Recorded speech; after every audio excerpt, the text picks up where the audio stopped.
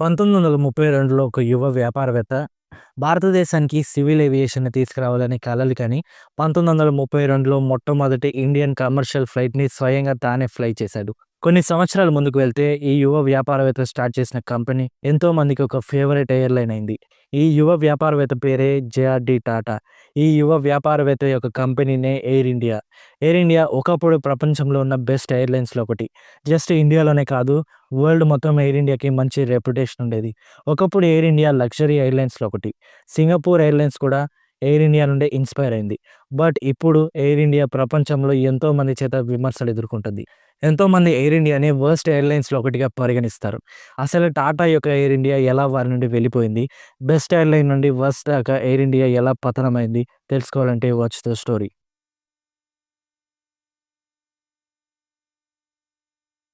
JRD Tata.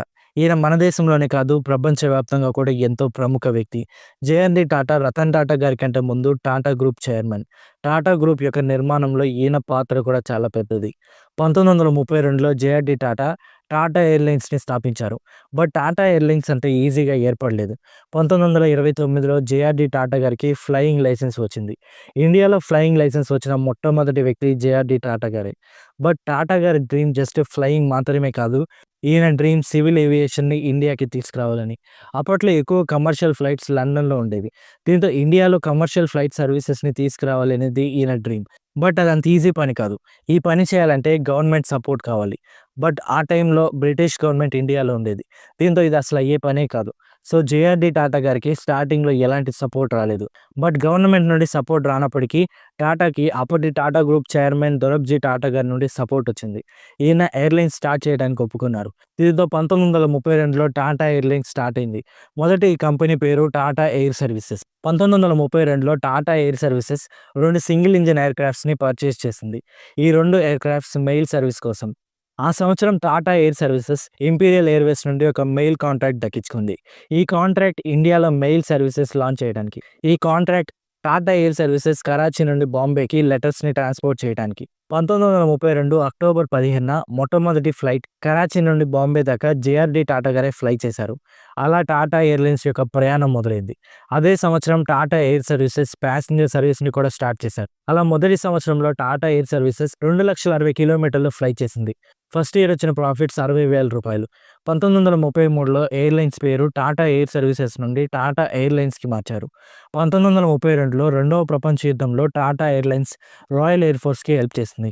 1945లో రెండవ ప్రపంచ యుద్ధం ముగిసిపోవడంతో టాటా ఎయిర్‌లైన్స్ యొక్క కమర్షియల్ సర్వీసెస్ కూడా తిరిగి స్టార్ట్ అయ్యాయి. 1946లో కంపెనీని ప్రైవేట్ నుండి పబ్లిక్ కంపెనీగా మార్చారు. అదే టైంలో కంపెనీ పేరు టాటా ఎయిర్‌లైన్స్ నుండి ఎయిర్ ఇండియాకి మార్చారు. 1948లో ఇండియన్ గవర్నమెంట్ ఎయిర్ ఇండియాలో 49% స్టేక్ తీసుకుంది. ఆ సంవత్సరం ఎయిర్ ఇండియా మొట్టమొదటి ఇంటర్నేషనల్ ఫ్లైట్ సర్వీస్‌ని కూడా లాంచ్ చేసింది. బట్ అదే టైంలో ఒక పిడుగు లాంటి వార్త ఇండియా మొత్తాన్ని షేక్ చేసింది. అదే nationalization. Indian government total aviation సెక్టార్‌ని నేషనలైజ్ చేయాలనుకుంది. నేషనలైజ్ చేయడం అంటే కంపెనీస్ అన్నీ ఇండియన్ గవర్నమెంట్‌కి చెందినవైపోతాయి. ఈ డెసిషన్ చాలా మందికి బాధ కలిగించింది. చాలామంది వ్యాపారవేత్తలు వ్యతిరేకించారు కూడా. బట్ ఇండియన్ గవర్నమెంట్ 1953లో ఎయిర్ కార్పొరేషన్స్ యాక్ట్ ప్రవేశపెట్టి ఉన్న ఎయిర్‌లైన్స్ అన్నిటిని లాగేసుకుంది. ఆ సమయంలో ఇండియాలో ఉన్న 8 డొమెస్టిక్ ఎయిర్‌లైన్స్ అన్నిటిని కలిపేసి ఇండియన్ ఎయిర్‌లైన్స్ ఏర్పాటు చేశారు. అలాగే ఇంటర్నేషనల్ ఫ్లైట్స్ కోసం ఎయిర్ ఇండియా ఇంటర్నేషనల్ లిమిటెడ్ అయింది. కేవలం ఏవియేషన్ సెక్టారే కాదు, మరిన్ని సెక్టార్స్‌ని కూడా ఇండియన్ గవర్నమెంట్ నేషనలైజ్ చేసింది. జవహర్లాల్ నెహ్రూ గారి గవర్నమెంట్ యొక్క మెయిన్ పాలిసీనే నేషనలైజేషన్. గవర్నమెంట్ దగ్గర ఎక్కువ మనీ ఉంటుంది. సో, కంపెనీస్ బాగా గ్రో అవుతాయి. అదే ఈ పాలిసీ యొక్క ఉద్దేశం. ఈ పాలిసీ వల్ల ఎంతోమంది బిజినెస్‌మెన్ తీవ్రంగా నష్టపోయారు. ఎయిర్ ఇండియా గవర్నమెంట్ చేతుల్లోకి వెళ్ళిపోయినప్పటికీ జేఆర్‌డీ టాటా గారినే ఎయిర్ ఇండియాకి చైర్మన్‌గా నియమించారు. టాటా ఎన్నో పాలిటిక్స్ ఎదుర్కొన్నప్పటికీ ఎయిర్ ఇండియా డెవలప్‌మెంట్ కోసం చైర్మన్‌గా 20 ఏళ్ల పాటు కొనసాగారు. ఇది ఇండియన్ గవర్నమెంట్ తీసుకున్న ఒక మంచి నిర్ణయం. ఒకవేళ ఎయిర్ ఇండియా నుండి జేఆర్‌డీ టాటాను అప్పుడే వేరు చేసుంటే ఎయిర్ ఇండియా పని ఎప్పుడో అయిపోయేది. 1960 నుండి 70 వరకు ఎయిర్ ఇండియా సక్సెస్ పీక్ అయింది. ఈ టైంలో కొత్త విమానాలు, లగ్జరీ సర్వీసెస్‌తో సూపర్ ప్రాఫిట్స్‌తో ముందుకెళ్ళింది. ఆ రోజుల్లో ఎయిర్ ఇండియాలో ప్రయాణిస్తే వినిపించేది చినిగిపోయిన సీట్స్ కాదు. ఆ రోజుల్లో వినిపించేది ఫేమస్ చెఫ్స్ తయారు చేసిన famous costly food items, famous artist design చేసిన పెయింటింగ్స్‌తో ఉన్న లాంజ్‌లు, లగ్జరీ సీట్లు ఇలా ఇంకా గొప్పగా ఎయిర్ ఇండియా గురించి చెప్పుకునేవారు. వినడానికి వింతగా ఉన్నా ఇదంతా నిజం. ఆ రోజుల్లో ఎయిర్ ఇండియాకి ప్యాలెస్ ఇన్ ద స్కై అనే పేరు కూడా పెట్టారు. ఎయిర్ ఇండియాలోని లగ్జరీ ఎక్స్‌పీరియన్స్‌ని చూసే సింగపూర్ ఎయిర్‌లైన్స్ కూడా ఇన్‌స్పైర్ అయింది. ఇదంతా జరగడానికి కారణం ఒకే ఒక వ్యక్తి జేఆర్‌డీ టాటా. కంపెనీ తన నుండి వెళ్ళిపోయిన ఎయిర్ ఇండియాని ప్రపంచంలో నంబర్ వన్‌గా చేయటానికి ఈయనెంతో కష్టపడ్డారు. ఎయిర్ ఇండియా ఒక గవర్నమెంట్ కంపెనీ అవ్వడం కూడా ఎయిర్ ఇండియాకు ఉపయోగపడింది. గవర్నమెంట్ కంపెనీ అవ్వడంతో ఫైనాన్షియల్‌గా ఎయిర్ ఇండియాకి ప్రాబ్లమ్ ఉండేది కాదు. లాసెస్ వచ్చినా గవర్నమెంటే భరిస్తుంది. దీంతో ఫైనాన్షియల్‌గా ఎలాంటి ఇబ్బంది రాలేదు. సో, ఫ్లీట్ మొత్తాన్ని అడ్వాన్స్‌డ్ ఎయిర్‌క్రాఫ్ట్స్‌తో మోడర్నైజ్ చేసేవారు. కేవలం ఫైనాన్షియల్‌గానే కాదు, రూట్స్ ఎక్స్‌పాన్షన్‌కి కూడా ఇది హెల్ప్ అయింది. ఇండియన్ గవర్నమెంట్ సాయంతో చాలా దేశాల నుండి పర్మిషన్స్ ఎయిర్ ఇండియాకి ఈజీగా త్వరగా వచ్చేవి. బట్ ఇలా దూసుకెళ్ళిపోతున్న ఎయిర్ ఇండియా పతనానికి మొదటి అడుగు 1977లో పడింది. 1977లో టాటాని ఎయిర్ ఇండియా చైర్మన్ పదవి నుండి తప్పించారు. ఎయిర్ ఇండియా పతనంలో కీలక పరిణామం ఇదే. జేఆర్‌డీ టాటా తప్పుకోవడంతో ఎయిర్ ఇండియాలో మేనేజ్మెంట్ క్రైసిస్ ఏర్పడింది. టాటా చైర్మన్‌గా ఉన్నప్పుడు క్రూకి ట్రైనింగ్ మీద ఎక్కువ ఫోకస్ పెట్టేవారు. బట్ కొత్త మేనేజ్మెంట్ జస్ట్ నార్మల్ ట్రైనింగ్ ఇచ్చేది. అప్పటిదాకా టాటా మెయింటైన్ చేసిన స్టాండర్డ్స్ అన్నీ మెల్లిగా పడిపోవడం మొదలైంది. దీంతో మెల్లిగా ఎయిర్ ఇండియా ప్రయాణం లగ్జరీ సీట్ల నుండి చినిగిపోయిన సీట్స్‌కి మొదలైంది. 1991లో ఎయిర్ ఇండియాకి మరో గట్టి దెబ్బ తగిలింది. అదే ఎకనామిక్ లిబరలైజేషన్. ఎకనామిక్ లిబరలైజేషన్ వల్ల వేరే ఇంటర్నేషనల్ ఎయిర్‌లైన్స్ కూడా ఇండియాలో ఆపరేషన్స్ మొదలుపెట్టాయి. అదే టైంలో కొత్త ఎయిర్‌లైన్స్ కూడా చాలా లాంచ్ అయ్యాయి. దీంతో ఎయిర్‌లైన్ ఇండస్ట్రీలో ఎయిర్ ఇండియా అలాగే ఇండియన్ ఎయిర్‌లైన్స్ యొక్క మోనోపోలీ ఎండ్ అయింది. కస్టమర్స్‌కి లార్జ్ చాయిస్ ఏర్పడింది. చాలా ఎయిర్‌లైన్స్ తక్కువ ఫేర్‌కే మంచి సర్వీసెస్ ప్రొవైడ్ చేయడం మొదలుపెట్టారు. మరికొన్ని ఎయిర్‌లైన్స్ లగ్జరీ ట్రావెల్ ఎక్స్‌పీరియన్స్‌ని ప్రొవైడ్ చేయడం మొదలుపెట్టడంతో కస్టమర్స్ ఎయిర్ ఇండియా నుండి వేరే ఎయిర్‌లైన్స్‌కి షిఫ్ట్ అవ్వడం మొదలుపెట్టారు. ఇలా కస్టమర్స్ షిఫ్ట్ వల్ల ఎయిర్ ఎయిర్‌కి రెవెన్యూ తగ్గడం మొదలైంది. దీంతో రెవెన్యూ తగ్గడం వల్ల ఎయిర్ ఇండియాకి లాసెస్ కూడా మొదలయ్యాయి. మొదట్లో ఈ లాసెస్ తక్కువగా ఉన్నా ఇండియన్ గవర్నమెంట్ డెసిషన్స్ వల్ల ఈ లాసెస్ మరింత ఎక్కువయ్యాయి.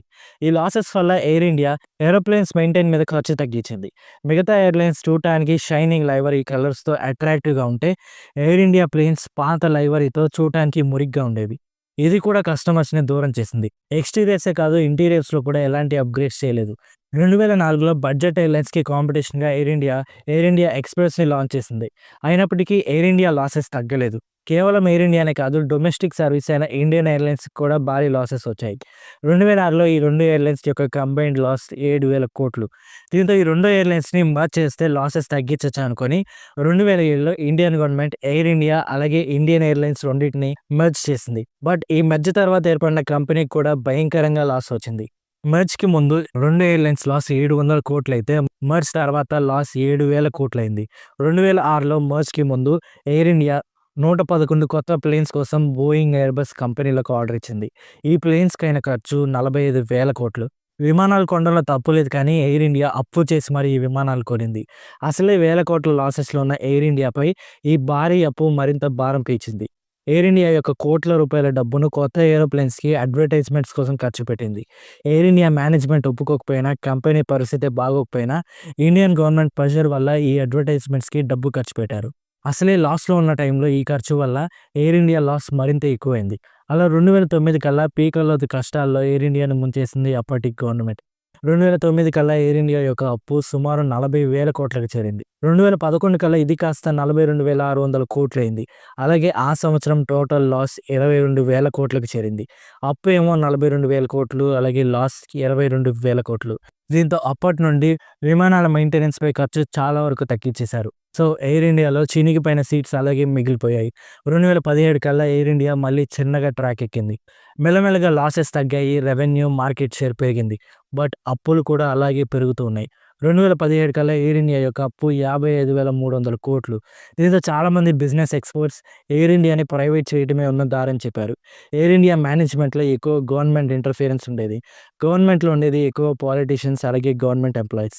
వీరికి ఎయిర్‌లైన్ బిజినెస్ గురించి ఎక్కువగా తెలీదు. ఏ బిజినెస్‌లో అయినా స్ట్రాటజిక్‌గా ప్లానింగ్ అవసరం. ఇవి చేయాలంటే బిజినెస్‌పై ఎంతో కొంత ఎక్స్‌పీరియన్స్ ఉండాలి. అలా కాకుండా ఏవియేషన్ ఇండస్ట్రీతో ఏమీ సంబంధం లేని వారు మేనేజ్మెంట్‌లో దూరితే పరిస్థితులు ఇలాగే ఉంటాయి. బట్ అలా అని నేషనలైజేషన్‌ని తప్పు పట్టలేం. ఎందుకంటే ఇప్పుడు ప్రపంచంలో ఉన్న బెస్ట్ ఎయిర్‌లైన్స్‌లో ఉన్న ఎతిహాద్, ఎమిరేట్స్ అలాగే సింగపూర్ ఎయిర్ అన్ని గవర్నమెంట్ ఎయిర్‌లైన్సే. సో, నేషనలైజ్ చేయడం తప్పు కాదు. సరైన వ్యక్తికి మేనేజ్‌మెంట్ అప్పగించటమే అసలు పని. బట్ ఎయిర్ ఇండియాని ప్రారంభించిన జేఆర్‌డీ టాటా గారినే మేనేజ్‌మెంట్ నుండి తప్పించారు. సో, ఎయిర్ ఇండియా మళ్ళీ గతంలో లాగా బిజినెస్ చేయాలంటే ఎయిర్ ఇండియాని తిరిగి ప్రైవేట్ కంపెనీస్‌కి అప్పగించాలి. ఇండియాలోని ఏదో ఒక జైంట్ కంపెనీకి ఎయిర్ ఇండియాని అమ్మేస్తే వారే ఫైనాన్షియల్ బర్డెన్స్ అన్నీ భరించి తిరిగి ప్రాఫిట్స్‌లో పెడతారు. దీంతో ఎయిర్ ఇండియాని మళ్ళీ ప్రైవేటైజ్ చేయడానికి ప్రణాళికలు సిద్ధం చేశారు. మార్చి 2018లో ఎయిర్ ఇండియాలో 76% స్టేక్‌ని సెల్ చేయడానికి Indian government expression of interest issue చేసింది. బట్ ట్విస్ట్ ఏంటంటే ఈ ఎక్స్‌ప్రెషన్ ఆఫ్ ఇంట్రెస్ట్ ప్రకారం ఇండియన్ గవర్నమెంట్ మెన్షన్ చేసింది ఎయిర్ ఇండియాని కొంటే ఎయిర్ ఇండియా యొక్క అప్పులో 33,300 కోట్లు కొన్నవారే భరించాలి. దీంతో ఈ బంపర్ ఆఫర్‌కి అందరూ భయపడి ఎయిర్ ఇండియాని కొనడానికి ముందుకే రాలేదు. ఎయిర్ ఇండియాలో 76%ని సేల్ చేయలేకపోవడంతో ఇండియన్ గవర్నమెంట్ ఎయిర్ ఇండియా అలాగే ఎయిర్ ఇండియా ఎక్స్‌ప్రెస్‌లో 100% సేల్ చేయాలనుకుంది. 2020 కల్లా ఎయిర్ ఇండియా అప్పు 61,562 కోట్లయింది. దీంతో ఇండియన్ గవర్నమెంట్ ఎయిర్ ఇండియా యొక్క అప్పుని సెటిల్ చేయడానికి టోటల్ 61,500 కోట్లలో 42 కోట్లను గవర్నమెంట్ తీసుకుంది. దీంతో 2020లో ఇండియన్ గవర్నమెంట్ మళ్ళీ ఎక్స్‌ప్రెషన్ ఆఫ్ ఇంట్రెస్ట్ ఇష్యూ చేసింది. డిసెంబర్ 20లో 7 పార్టీస్ నుండి గవర్నమెంట్‌కి రిప్లై వచ్చింది. బట్ వీటిలో 2 మాత్రమే క్వాలిఫై అయ్యాయి. సెప్టెంబర్ 2021లో ఈ 2 కంపెనీస్ మధ్య జరిగిన బిడ్డింగ్‌లో 18,000 కోట్ల రూపాయలకు టాటా ఎయిర్ ఇండియాని కొనుక్కుంది. దీంతో 68 ఏళ్ల తర్వాత ఎయిర్ ఇండియా తిరిగి టాటా గ్రూప్‌కి చేరింది. ఎయిర్ ఇండియాని తీసుకున్న తర్వాత టాటా గ్రూప్ ఎయిర్ ఇండియాలో విస్తారాన్ని మెర్జ్ చేస్తున్నట్లు ప్రకటించింది. విస్తారాలో టాటా గ్రూప్‌కి 51% స్టేక్ ఉంది. అలాగే సింగపూర్ ఎయిర్‌లైన్స్‌కి 49% ఉంది. దీంతో ఎయిర్ ఇండియాలో విస్తారం మెర్జ్ అవ్వడం వల్ల ఎయిర్ ఇండియాలో టాటా గ్రూప్ స్టేక్ 74.9%, అలాగే సింగపూర్ ఎయిర్ యొక్క స్టేక్ 25.1%. నవంబర్ 12, 2024న ఎయిర్ ఇండియా అలాగే విస్తారం మెర్జింగ్ కంప్లీట్ అయింది. ఎయిర్ ఇండియాని కంప్లీట్‌గా చేంజ్ చేయాలని టాటా గ్రూప్ ఆపరేషన్స్ మొదలుపెట్టింది. సెప్టెంబర్ 2022లో టాటా ఎయిర్ ఇండియాని ట్రాన్స్‌ఫార్మ్ చేయడానికి విహాన్ అనే 5 ఇయర్ ప్లాన్ రెడీ చేసింది. అందులో భాగంగానే ఎయిర్ ఇండియా లోగో, లైవరీని రీబ్రాండ్ చేశారు. అలాగే ప్లేన్స్ అన్నిటిని మోడర్నైజ్ చేశారు. ఫిబ్రవరి 2023లో ఎయిర్ ఇండియా 470 కొత్త విమానాల కోసం ఎయిర్‌బస్, బోయింగ్ కంపెనీలకు ఆర్డర్ ఇచ్చింది. ఈ ఏరోప్లేన్స్‌ని 5,00,000 కోట్ల రూపాయలకు టాటా ఆర్డర్ ఇచ్చింది. దీంతో ఈ ఆర్డర్ అతిపెద్ద ఏరోప్లేన్ ఆర్డర్‌గా రికార్డ్ సృష్టించింది.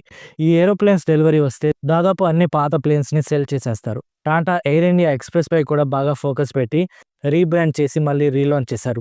దీంతో ఈ రకంగా టాటా ఎయిర్ ఇండియాకి మళ్ళీ ప్రీమియం లుక్ తీసుకురావడానికి ట్రై చేస్తుంది. సో, ఫ్యూచర్‌లో కొత్త విమానాలు కూడా వస్తే ఎయిర్ ఇండియా మళ్ళీ లాసెస్ నుండి ప్రాఫిట్స్‌లోకి వెళ్తుంది. సో, మరికొన్ని సంవత్సరాలలోనే air India Emirates, Singapore air, Qatar airways లాగా ఒక ప్రీమియం ఎయిర్‌లైన్ అవుతుందని ఆశిస్తున్నా. దీని గురించి మీరేమనుకుంటున్నారో కామెంట్ చేయండి. So, that's the story. మళ్ళీ కలుద్దాం మరొక ఇంట్రెస్టింగ్ వీడియోతో. వీడియో నచ్చితే ఖచ్చితంగా లైక్ చేసి మా ఛానల్‌ని సబ్స్క్రైబ్ చేసుకోండి. Thanks for watching.